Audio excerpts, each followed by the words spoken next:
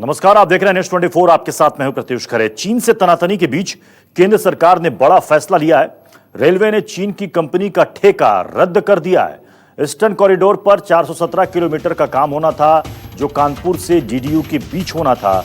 उस कॉन्ट्रैक्ट को रद्द कर दिया गया। चीन की कंपनी को वो कॉन्ट्रैक्ट मिला था, जिसे रद्द कर दिया गया। ईस्टर्न कॉरिडोर में 447 किलोमीटर का काम होना था, जो चीनी कंपनी को करना था।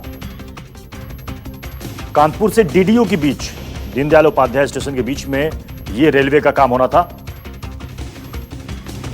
कुंदन सिंह हमारे साथ इस वक्त जुड़ चुके हैं। कुंदन, यह कॉन्ट्रैक्ट कब दिया गया था और कितने का था यह कॉन्ट्रैक्ट? देखिए प्रत्युष, आपको बता दूं कि जो सरहद पे चीन और भारत के बीच में संबंधों में जो तनाव आया हो, उसका असर अब दूसरे सिस्टम पे भी देखना शुरू हो गया हो। और जहां तक इस कॉन्ट्रैक्ट का सवाल है, ये 2018 में इसको अवार्ड किया गया था। ये वर्ल्ड बैंक की फंडिंग से जो ईस्टर्न डेडिकेटेड फ्रेट कॉरिडोर जो बन रहा है, लुधियाना से डांकुनी के बीच में एक डेडिकेटेड फ्रेट के लिए लाइनें बन रही है। उसमें कानपुर से दीनदयाल उपाध्याय, जो कि पुराना मुगलसराय स्टेशन कहते हैं, करीब 450 किलोमीटर की डिस्टेंस में जो नए ट्रैक में सिग्नलिंग और टेलीकम्युनिकेशन का काम था, वो बीजिंग नेशनल रेलवे को ये काम दिया हुआ था। और करीब 450 से 500 करोड़ रुपए का कॉन्ट्रैक्ट था। और इसको भारत जो डीएफसीसी जो की एजेंसी बना रही थी, उन्हें रद्द करने का ऐलान किया। और भारतीय रेलवे ने बहुत साफ किया था कि अगर इस पूरे रद्द करने के मामले में वर्ल्ड बैंक को कोई आपत्ति आई, तो उसकी फंड की जो खर्च है या फंड की जो पेमेंट है, वो खुद भारतीय रेलवे की तरफ से की जाएगी। कुंदन देखिए, रेलवे ये रेलवे का कॉन्ट्रैक्ट रद्द हुआ है, क्या उसी तरीके से ये दिल्ली मेरठ वाला जो कॉन्ट्रैक्ट है, जो चीनी कंपनी को दिया गया, हालांकि केंद्र सरकार ने कहा कि अभी हमने फाइनल नहीं किया है, क्या वो भी रद्द हो सकता है? नहीं, बिल्कुल। जिस तरीके से प्रधानमंत्री ने आज अपील की है और लगातार लोकल वोकल वर्सेज और तमाम तरह की चीजें की जा रही है, और कहा जा रहा है कि कम से कम सेना पे, जो सेना अपने स्तर पे लड़ाई लड़ रही है, लेकिन इकोनॉमी फ्रंट पे भी हम लड़ाई लड़े। और जो बड़े ठेके जो चाइनीज कंपनियों को गए थे, जिनसे उनको अच्छा खासा मुनाफा हो रहा था, उन्हें एक तरह से सेटबैक दिया जाए। और उसी सिलसिले में आज रेलवे ने किया। और मुझे लगता है कि दूसरी जो भी एजेंसीज है, खासकर रैपिड रेल की बात जो हम कर रहे हैं, दिल्ली से मेरठ के बीच में बहुत सारे मेट्रो के काम, बहुत सारे बड़े रोड इंफ्रास्ट्रक्चर जो कि चाइनीज कंपनियां कर रही है, उनको वापस एक बात और भी समझना चाहूंगा, चूंकि आप लंबे अरसे से रेलवे को कवर कर रहे हैं। रेलवे में जितने भी काम होते हैं, इसमें चीनी कंपनियों का कितना दखल होता है कॉन्ट्रैक्ट के मामले में?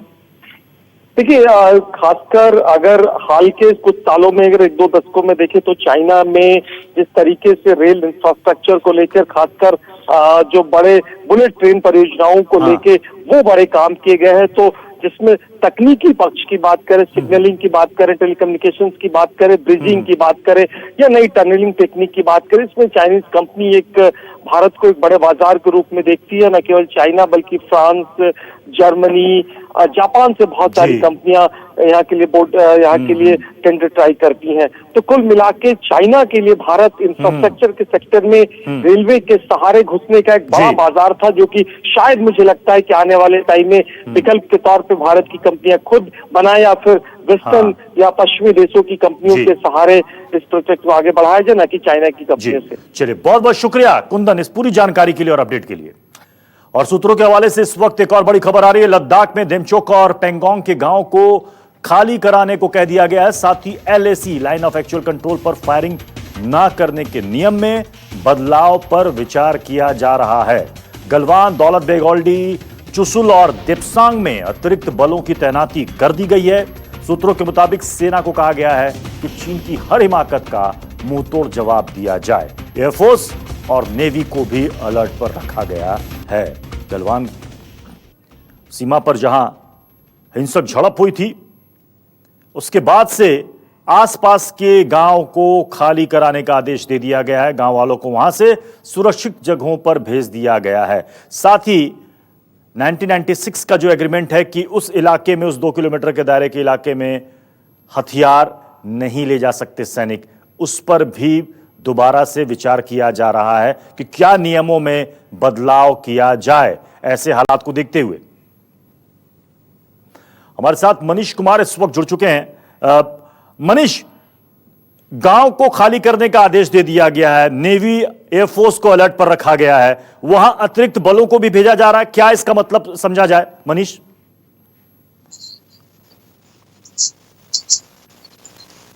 उसके बाद चीन ने अपने अग्रिम जो एलएसी के पास जो अग्रिम जगह है वहां पे भारी संख्या में अपने बलों की तैनाती की है।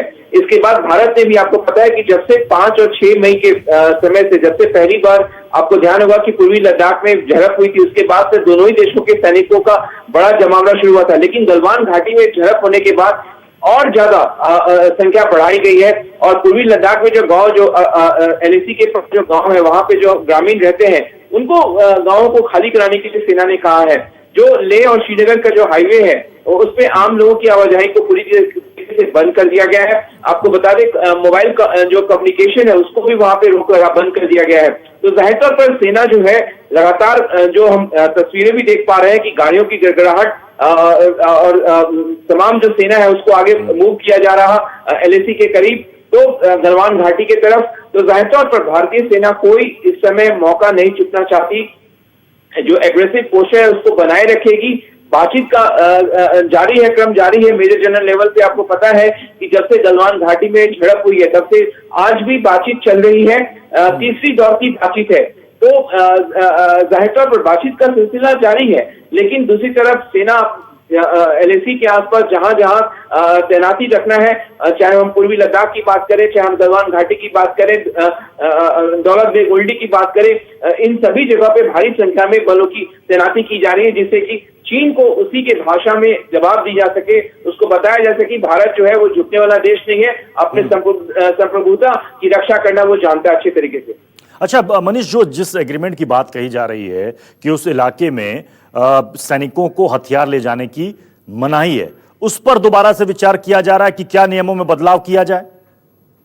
बिल्कुल बिल्कुल प्रत्युष, आपको पता है कि 1996 में ये संधि हुई थी कि वहां पे दोनों देश एक दूसरे के खिलाफ हथियारों का इस्तेमाल नहीं करेंगे।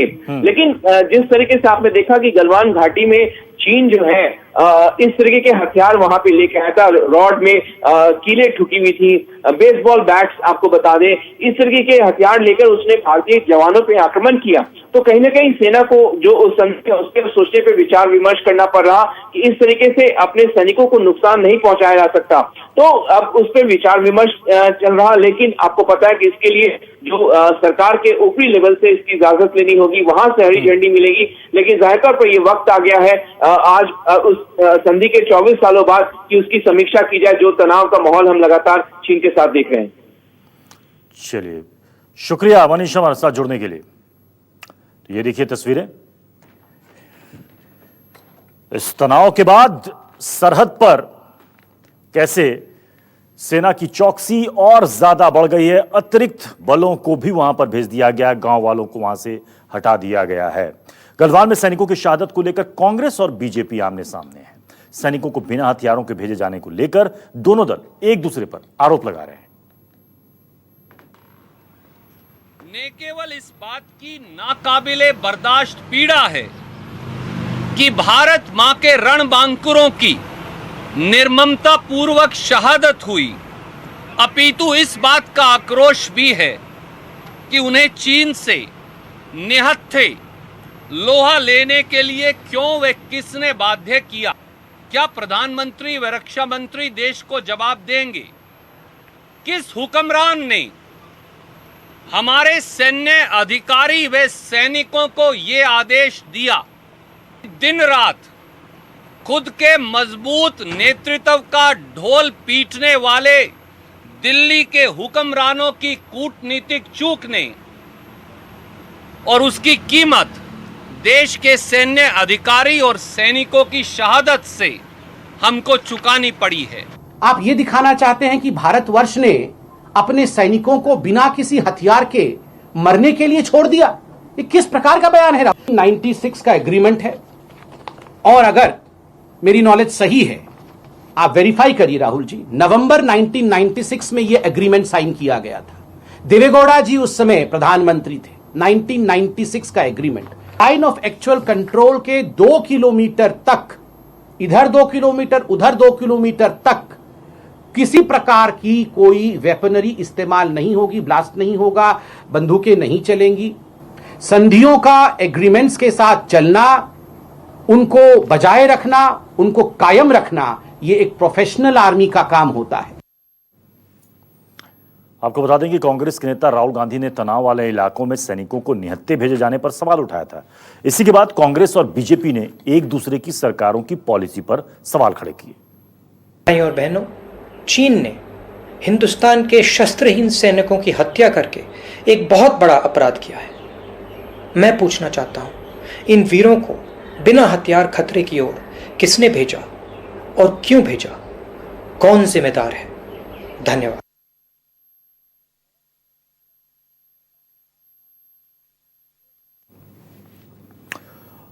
और साथ इस वक्त पॉलिटिकल एडिटर रमन कुमार इस वक्त जुड़ चुके हैं। रमन, अब लग रहा है कि ये भारत और चीन के बीच जो तनाव है, अब ये सरहद से ज्यादा राजनीति में एंटर कर गया है। अब देखिए, इसमें तकनीकी पक्षों पर भी बहस शुरू हो गई है कि उस इलाके में क्यों बिना हथियारों के सैनिकों को भेजा गया। बीजेपी 1996 का एग्रीमेंट दिखा रही है कि उस इलाके में सैनिकों को हथियार ले जाने पर पाबंदी है।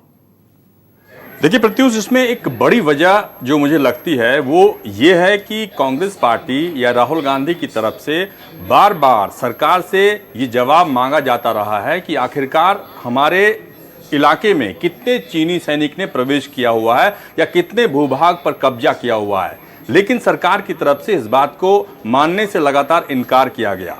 जब ये घटना हुई जिसमें भारत के 20 जवान शहीद हुए, उसके बाद से राजनीतिक दल जो कि सत्ताधारी पार्टी के खिलाफ हैं, वो लगातार सरकार पर आरोप ये लगा रहे हैं कि देश की जनता को या जो राजनीतिक दल हैं उन्हें सच्चाई से अलग रखा गया, उन्हें सच्चाई नहीं बताई गई। जब ऐसी परिस्थिति का सामना करना पड़ा तब जाकर प्रधानमंत्री कह रहे हैं कि हम किसी से कम नहीं हैं। लेकिन जो 20 जवानों की शहादत हुई, जो ऐसा एक माहौल बना है कि जो पड़ोसी देश हैं, चाहे पाकिस्तान हो, नेपाल हो, उसके बाद से चीन की तरफ से पहली बार 45 साल के बाद पहली बार ऐसा हुआ है कि 20 जवान को अपनी जान गंवानी पड़ी। ऐसे में जब ऐसी परिस्थिति थी तो बिना हथियार के जवानों को उस जगह पर जाने का निर्देश किसने दिया, ये सवाल लगातार पूछा जा रहा है। लेकिन संबित पात्रा की तरफ से कहा गया है कि एक पुराना भारत और चीन के बीच में कॉन्ट्रैक्ट है और उसी के आधार पर उस इलाके में 2 किलोमीटर के दायरे में कोई भी सैनिक हथियार लेकर नहीं जा सकता, इसलिए कोई हथियार लेकर नहीं गया था।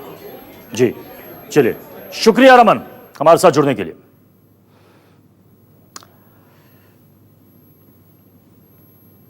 तो हमारे भारतीय जवानों के शहीद होने पर पूरा देश गमगीन है, साथ ही चीन के खिलाफ आक्रोश है, गुस्सा है। तो दूसरी तरफ इस पर सियासत भी गरमाई हुई है। सरहद से लेकर चीनी सामान तक अब चीन को हर मोर्चे पर जवाब देने की तैयारी हो रही है। टेलीकॉम मिनिस्ट्री ने बीएसएनएल को चीन की कंपनियों के उपकरणों की उपयोगिता को कम करने का निर्देश दिया है। वहीं खुफिया एजेंसियों ने भी चीन के 52 मोबाइल ऐप को ब्लॉक करने को कह दिया है। वहीं वाणिज्य मंत्रालय भी चीन से आयात किए जाने वाले करीब 371 सामानों पर रोक लगाने की तैयारी में है। चीनी उपकरणों का कम से कम इस्तेमाल, चीनी ऐप पर पाबंदी और 371 सामानों की सूची जिसके इस्तेमाल पर रोक लगाने की तैयारी। यानी कि चीन को अब सिर्फ सीमा पर ही नहीं बल्कि आर्थिक मोर्चे पर भी जवाब देने की तैयारी चल रही है। गलवान में भारतीय जवानों की शहादत के बाद चीन के खिलाफ देश में गुस्सा है। लखनऊ से लेकर पटना तक नाराज लोग सड़कों पर प्रदर्शन कर रहे हैं। असम से लेकर गुजरात तक चाइनीज सामानों के बहिष्कार का ऐलान किया जा रहा है। हर तरफ एक ही मांग है, चीन को इस हिमाकत की कड़ी सजा दी जाए। देख लीजिए, लखनऊ, पटना, दिल्ली, सिलीगुड़ी, कानपुर, अहमदाबाद, ये 6 शहरों की तस्वीर है। इसके अलावा भी देश के अलग अलग हिस्से और कोने में भी लोग इस वक्त चीन के खिलाफ काफी आक्रोशित हैं। और इधर चीन के खिलाफ लोगों के गुस्से के बीच कांग्रेस महासचिव प्रियंका गांधी ने मोदी सरकार की नीतियों पर सवाल उठाए हैं। प्रियंका गांधी ने आरोप लगाया कि मोदी सरकार ने देसी कंपनियों की जगह विदेशी कंपनियों को तरजीह दी। प्रियंका गांधी ने ट्वीट किया है कि हमारे 20 जवान शहीद हुए हैं, ऐसे में केंद्र सरकार को मजबूत संदेश देना चाहिए, लेकिन सरकार ने Delhi Meerut semi high speed rail corridor का ठेका चीनी कंपनी को सौंपकर घुटने टेकने जैसी रणनीति अपनाई। तमाम भारतीय कंपनियां भी इस कॉरिडोर को बनाने के काबिल हैं।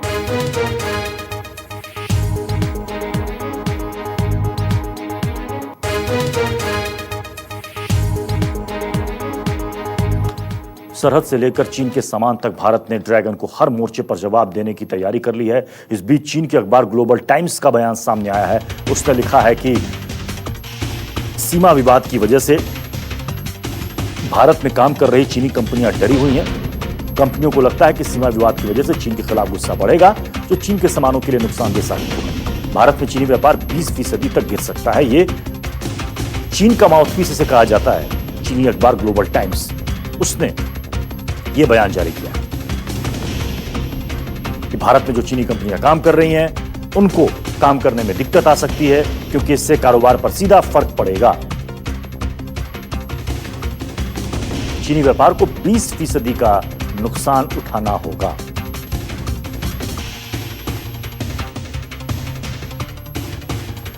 चलिए आपको दिखाते हैं, देखिए पूरे देश भर में किस तरीके का आक्रोश और गुस्सा है। लखनऊ, पटना, दिल्ली, सिलीगुड़ी, कानपुर और अहमदाबाद की यह तस्वीर है, जहां पर देखिए चीन के खिलाफ लोग अपना गुस्सा सड़कों पर निकाल रहे हैं।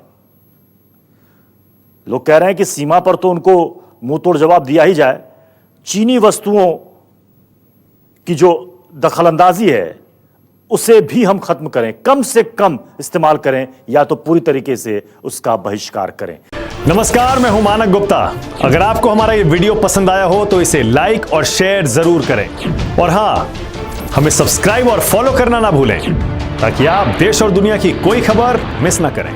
चाहे कोई ब्रेकिंग न्यूज हो या कोरोना वायरस से जुड़ी कोई भी अपडेट, पॉलिटिक्स हो या आपकी जेब से जुड़ी कोई खबर, इलेक्शन की कोई न्यूज हो, कोई कंट्रोवर्सी हो या फिर कोई वायरल वीडियो, सब कुछ मिलेगा न्यूज़ 24 पर। तो जुड़े रहिए हमारे साथ और देखते रहिए न्यूज़ 24।